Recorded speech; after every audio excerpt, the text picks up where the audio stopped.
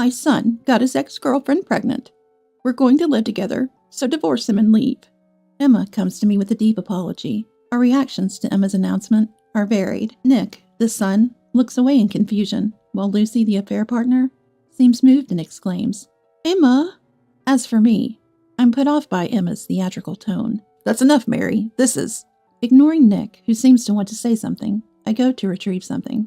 And then, "Here's the divorce papers. Please take care of my husband's debts." I present the completed divorce papers with a smile. Of course, my part is already filled in. I also show Emma the loan agreement. "What? You should pay it," Emma commands me. But I just smile and shake my head. "Impossible. It's my husband's debt." Then I reveal the truth. Hearing my story, Emma and Nick turn pale. At that moment, the intercom rings. The people who enter next will plunge them into despair. I am Mary, a 32-year-old office worker. The company I work for is run by my father. Meanwhile, my mother is a homemaker. She loves making clothes and often made dresses and various other garments for me when I was young. Her clothes were always in my favorite designs, and I was always thrilled to get new ones. "Mary, that outfit is cute." "Isn't it? It's Mom's latest creation, Rolla. She finished the dress you asked for last time, so come pick it up soon." "Awesome." I have a childhood friend, Rolla. She's my best friend. She's always been righteous and has often helped me out. Now, Rolla is a lawyer, fulfilling her dream and helping many people. She's my best friend and pride. "Mary, there's someone I want you to meet." "Nice to meet you. I'm Ben, Rolla's husband." Ben is Rolla's husband. He works as a detective and is known for his exceptional observational skills. A lawyer and a detective, what a dependable couple. Rolla has given birth to adorable twins and has built a warm family. By the way, I'm also married. "Hey, you're from the same club at the university, right?" "Yes, that's right.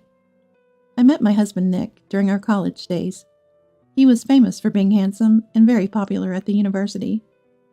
Amidst this, he took an interest in me, who was solely focused on studying to join my father's company, and showed no interest in him. That's how our relationship started, with Nick making the first move. "I'd like to join Mary's dad's company, too." I talked about my father's company after we started dating. Nick became interested and decided to join the company with me. Though we were assigned to different departments, he quickly climbed the ranks and is now a department head. I've heard about his reputation and am motivated not to be outdone. We don't have children, but we live a peaceful life, inspiring each other. "I'm really sorry." "It's okay now." One day, a certain truth came to light, and Nick and I had a huge argument. Honestly, I thought about divorcing. And even Rolla suggested it might be better. "There's no one but you for me. I truly love you from the bottom of my heart, so I don't want to separate." However, Nick pleaded, so I decided to give our relationship another chance. Since then, Nick has changed, treating me with utmost care. He even started actively helping with household chores, which led me to forgive him. "Thank you, Mary. From now on, I'll dedicate myself to you only." Make sure you do. There won't be a next time. Our relationship became stronger than before the fight, helping each other more as a couple. It would have been fine if it ended there, but Emma had to stir things up more. "Mary, I heard you blamed Nick." Without even knowing the details of the argument, Emma started yelling at me. Taking advantage of my surprise, she continued, "Nick is too good for you. If you have complaints, divorce him.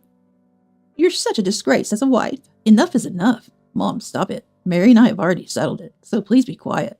Emma kept blaming me until Mark and Nick stopped her. "Sorry about Mom. She's always been prone to overreacting." According to Nick, Emma has always been prone to jumping to conclusions and acting impulsively. When Nick was a child, she frequently stormed into his school. Each time, Mark would end up apologizing for her actions. "I'm really sorry. I'll talk to Emma properly." "Sorry, Mary." Honestly, Emma's behavior infuriated me, but I decided to let it go this time, considering the deep apologies from Mark and Nick. Emma adores Nick excessively and always pressures about divorce at the slightest issue. "Maybe that's why my brother left," Nick mentioned. Nick has a brother whom I've never met. Apparently, his brother and Emma never got along and had a falling out. His brother left home right after graduating high school and hasn't returned since. Perhaps that's why she's more clingy with Nick. Before you dare to speak to Nick, what about children? When will I be able to hold my grandchildren? That was a frequent topic until recently. I was concerned about not having children too. We checked with the doctor, but there was nothing wrong with me. Maybe you should get checked too. Well, even if Mark stops Emma, I'm getting tired of this. So I took Nick, who seemed reluctant, to the hospital for tests. The results are still pending, but we've promised to live happily together, regardless of the outcome. Lately, Mark has been speaking strictly with Emma, which has quieted things down significantly. It's truly thanks to Mark. Without him, our married life would likely have fallen apart. What's this? One day, I found a letter in the mailbox. There was no sender, just a message saying to break up with Nick. Feeling uneasy, I immediately showed the letter to Nick. Maybe it's just a prank. You think so? Doesn't it feel creepy? It is creepy indeed. Maybe you should consult Rolla about it, just to be safe. Following Nick's suggestion, I contacted Rolla. After explaining the situation, she said she'd make time, and we quickly arranged to meet. Sorry to keep you waiting, Rolla. No worries. Let me introduce you to someone first. At the cafe where we met, Rolla, Ben, and another man were waiting. First, I was introduced to the man. Nice to meet you. I work with Ben as a detective. This man, Tom, appeared to be Ben's work colleague and friend. I greeted them and immediately showed them the letter. What's this?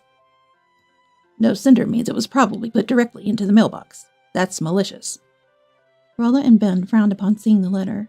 Meanwhile, Tom seemed deep in thought. Is something wrong? No, the handwriting seems familiar. Could it be someone you know? At Ben's words, Tom mused, maybe. And it was decided that the two detectives would investigate the letter. After getting some advice from Rolla, we disbanded for the day. And when I returned home... Welcome back. Nick, you're here. Nick was already at home. I was surprised to see him there, as I hadn't expected it. Did you find out anything? No, we can't tell much from just that. Maybe you should go to your parents' place for a while, just in case. This might escalate, and you could be harmed. I observed Nick as he suggested this.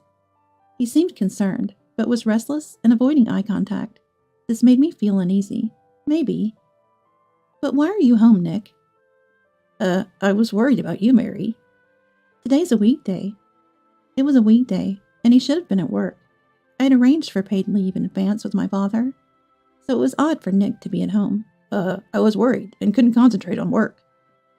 But you said it was just a prank, didn't you? Nick avoided my gaze at my question. Nick's behavior reminded me of the previous big fight. Back then, he also avoided my gaze when I pressed him for answers. I'll wait a bit longer before returning to my parents' house. While making sure not to inform Emma, I also discussed various things with Mark. Despite this, the letters continued to arrive, becoming more aggressive. Break up soon? Get out now? You're a nuisance? Nick doesn't suit you? I'll force you out if necessary? I took photos of each letter and reported them to Rolla. Dad, I need a little help with something. Furthermore, I sought the cooperation of my parents. I was moving secretly, ensuring that Nick remained unaware while managing my work. As a result, I've been returning home later than usual, with Nick leaving the office before me. He's not here again today. Where does he go? Nick wasn't home when I returned. Sighing, I waited for him. I'm home. Welcome back. You're late again today. Yeah, had a lot going on. Nick returned home 2 hours later than me. As usual, he avoided eye contact, which led me to make unpleasant assumptions. I sighed again, trying to mask my irritation. Then, after some time, something sad happened. Mark passed away. Mark, you did your best. Mark had fallen ill a while back, and despite treatment, he passed away.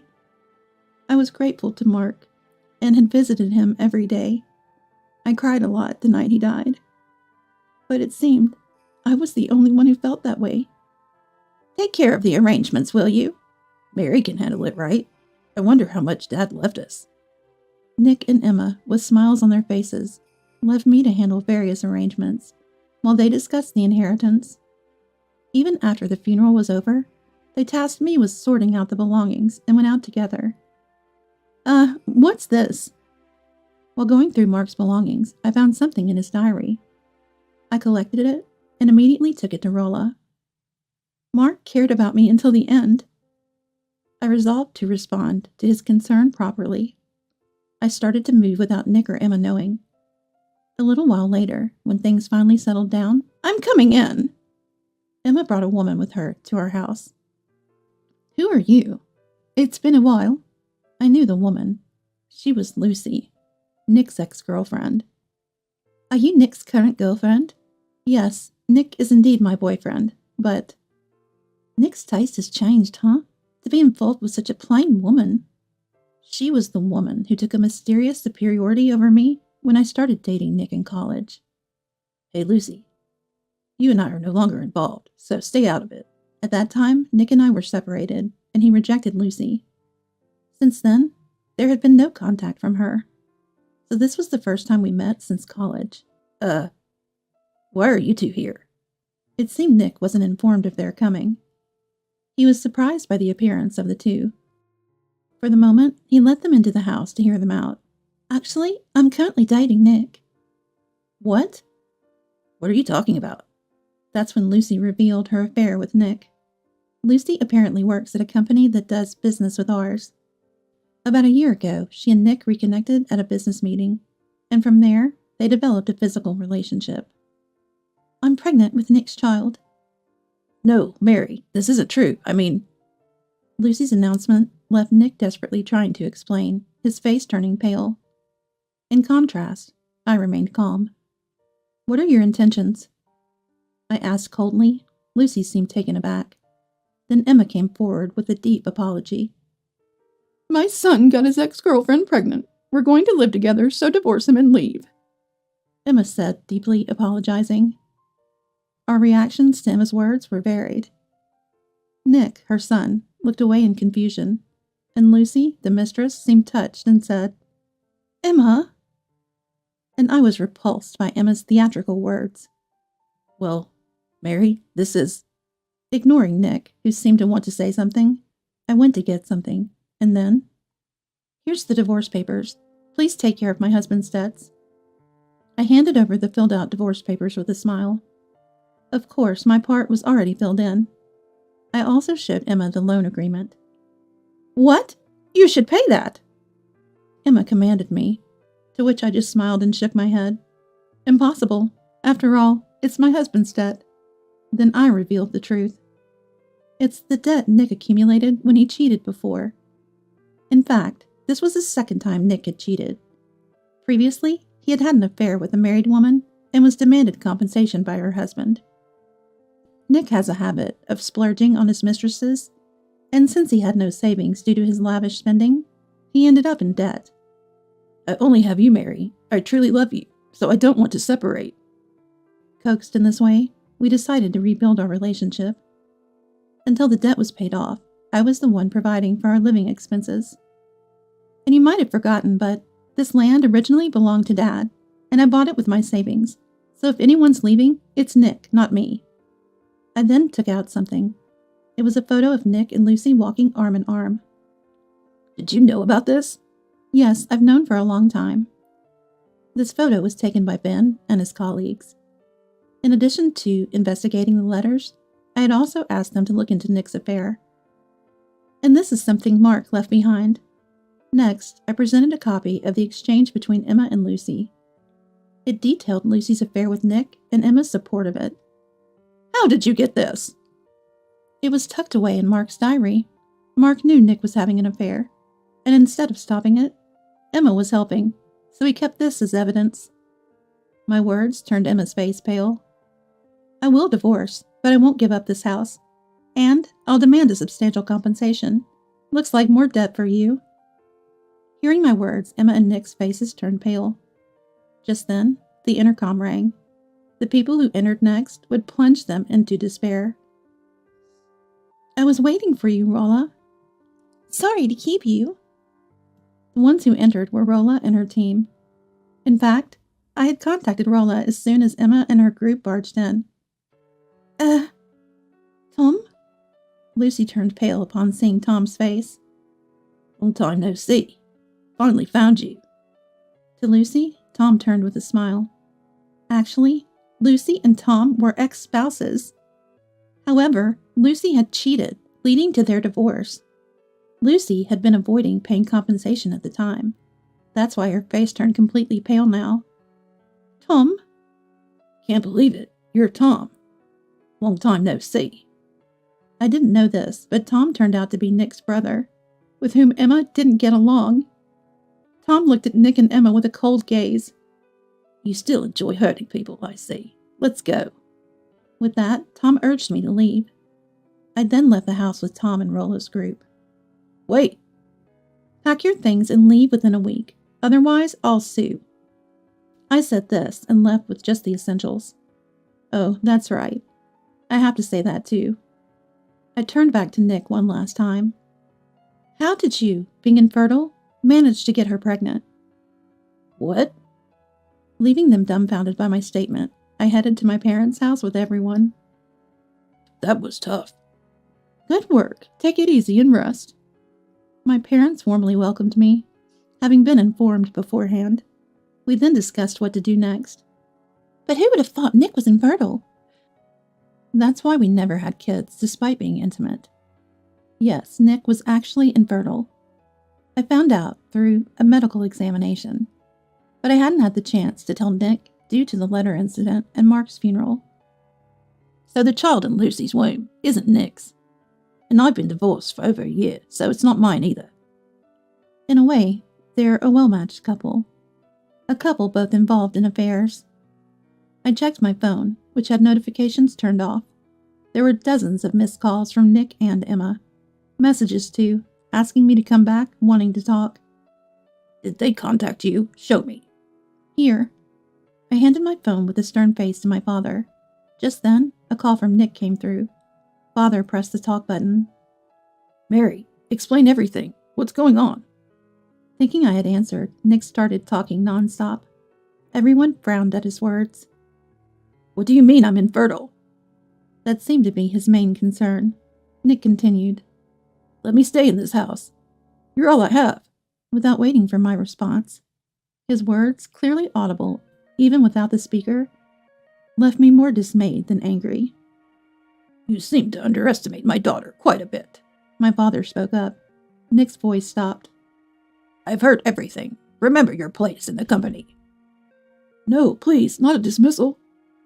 Wait, that's not what you tell me. Lucy's voice cut in. Apparently, Nick had told her he was the next company president. So I chose Nick as the father. Without that, it's meaningless. So the child isn't mine?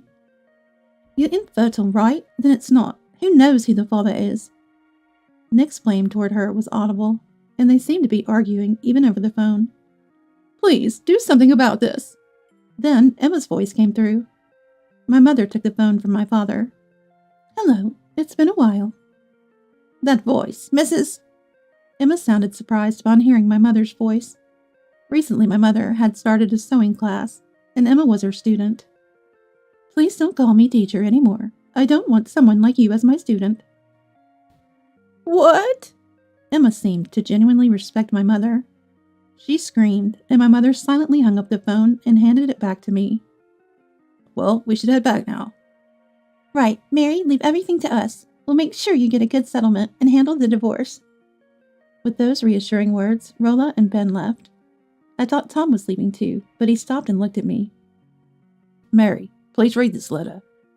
With that, Tom handed me a letter and followed Rolla's group. I watched them leave, and then read the letter.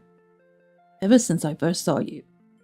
It contained his feelings for me, and I was taken aback by the beautiful content. My goodness! Not bad at all. My mother peeked over my shoulder at the letter and laughed, and my father smiled wryly at our exchange. A week later, I returned to the house with Tom. Mary, you came back. Stop joking. I just came to get my personal belongings. Nick tried to cling to me, but I rejected him. It seemed only Nick and Emma were still squatting in the house. I glared at Nick. Did Rolla tell you? Hurry up and leave this house. Thanks to Rolla's help, our divorce had been finalized recently. Furthermore, she had asked them to move out immediately, and the house was to be put up for sale in a month. What about that? Can't you reconsider? Don't come near her. As Nick approached me, Tom pulled me close and shielded me. Nick's face contorted as Tom embraced my shoulder. You cheated, after all you accused me of? Unfortunately, we're not dating yet. I denied Nick's words and looked at Tom. Well, I intend to respond. Really? Oh, that makes me so happy. Tom smiled at my words, contrasting with Nick's look of despair. Then Emma intervened. That's awful. Poor Nick. How strange. You were the one who wanted this from the start, weren't you? Emma fell silent at my words, seemingly remembering her own insistence on divorce.